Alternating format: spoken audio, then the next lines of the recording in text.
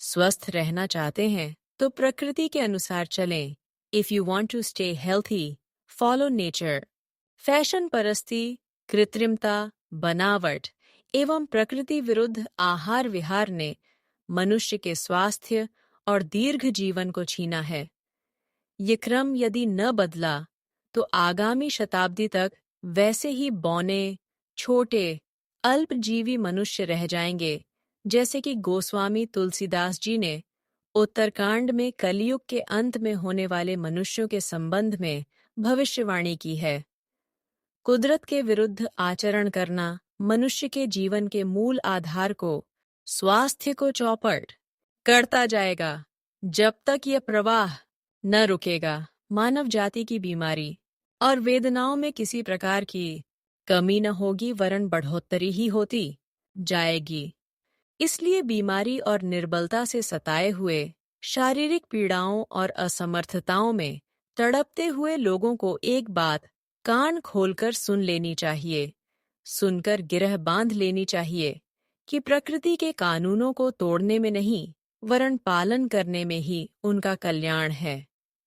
Fashion, कृत्रिमता और भौतिक विज्ञान की चमक दमक का कौतुक कुछ मनोरंजन तो करा सकता है, पर जीवन के सच्चे आनंद में बढ़ोतरी नहीं कर सकता।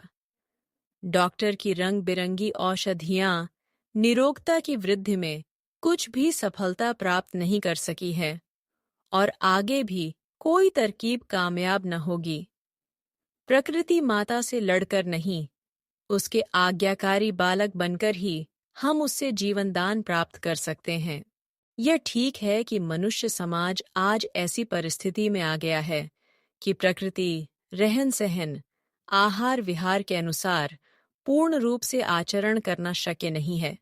परंतु यह भी ठीक है कि जितनी कृत्रिमता को झूठी फैशन, शेखी और चटोरपन के कारण बढ़ा लिया गया है, उसमें बहुत कुछ कमी की जा सकती है।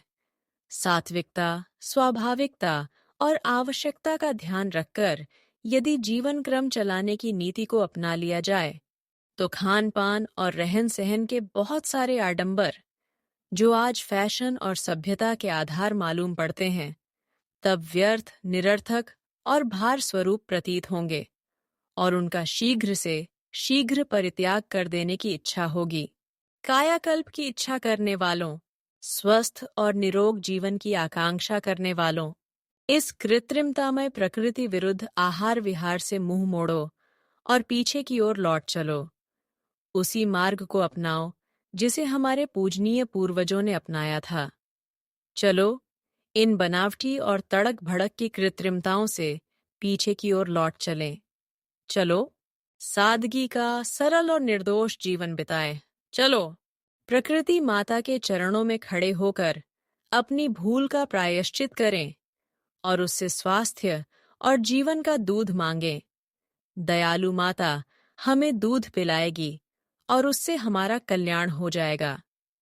औचित्य, आवश्यकता और जीवन रक्षा को सामने रखकर आहार विहार का क्रम रखा जाए तो बहुत सारी निरर्थक, हानिकारक एवं अप्राकृतिक बात से सहज ही छुटकारा मिल सकता है। अगर आपको ये वीडियो पसंद आया हो तो हमारे चैनल शोभा नामदेव को लाइक करें, दोस्तों के साथ शेयर करें और सब्सक्राइब करें। और ऐसे ही रोमांचक विषयों पर अगला वीडियो देखने के लिए घंटी का बटन दबाएं।